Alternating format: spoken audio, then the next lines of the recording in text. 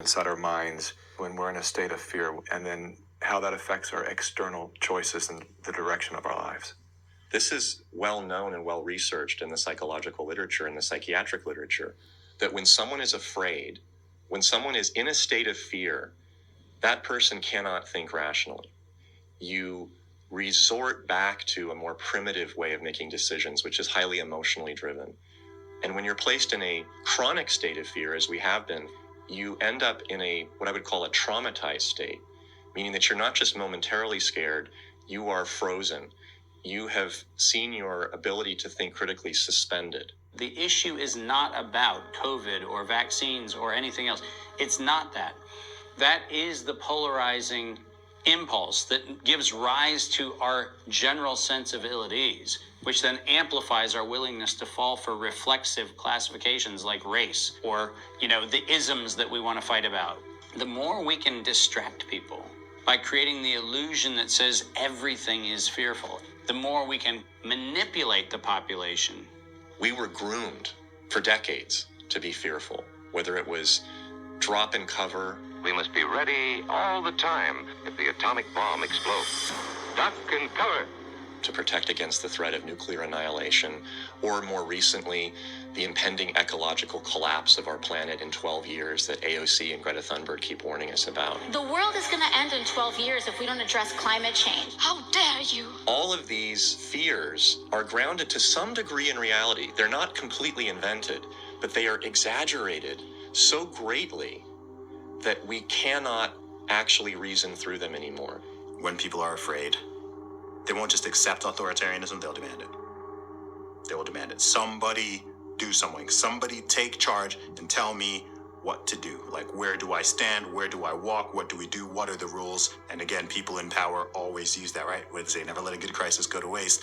We can take this and we can now enact policies that normally we wouldn't be able to get away with. Maybe in a couple of decades, when people look back, the thing they will remember from the COVID crisis, this was the moment that we agreed to be surveyed all the time.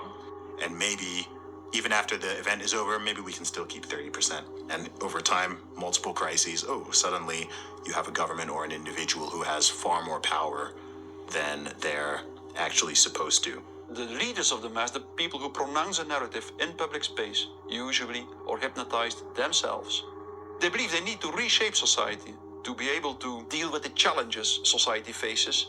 And they believe so fanatically in that ideology that they think it's justified to manipulate and cheat and to use all kinds of narratives to convince people to go along with that ideology. We're going to go visit Mom. I'm going to bring the home family to see Mom. No. We will shut you down. We will cite you. And if we need to, we will arrest you and we will take you to jail. You either get your tests done and make sure you're cleared, or we will keep you in a facility longer. It's going to be very hard for people to do a lot of normal life unless they can prove their vaccination status. Such as, you're not going to work in this particular agency or institution. You're not going to be able to go to this college or this university. Once we start doing that, you will see more and more people willingly get vaccinated.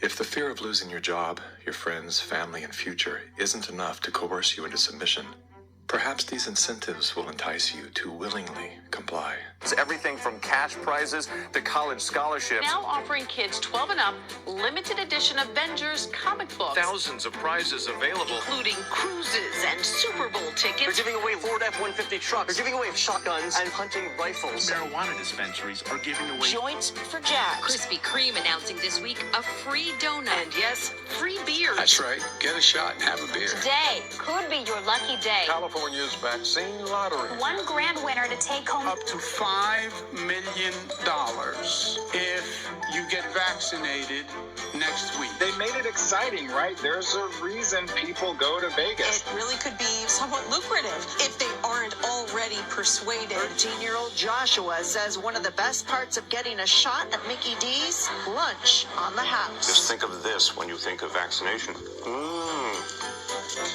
vaccination. If you need luck with love, dating apps are offering incentives too. Vienna Brothel is providing COVID-19 vaccinations and giving those who take up the offer a 30-minute session with a, quote, lady of their We choice. have finally found the one thing that makes us all more attractive, a vaccination. To love one another, as Jesus said, get vaccinated, get boosted. Do you think that it's being posed as politics, but it's behaving like a religion? Because it's acting like a religion. Yeah. It's dogmatic, it's absolute, it's if you do not believe in it, you are condemned to hell. Maybe this is a new religion. God did answer our prayers. He made the smartest men and women, the scientists, the doctors, the researchers. He made them come up with a vaccine. That is from God to us.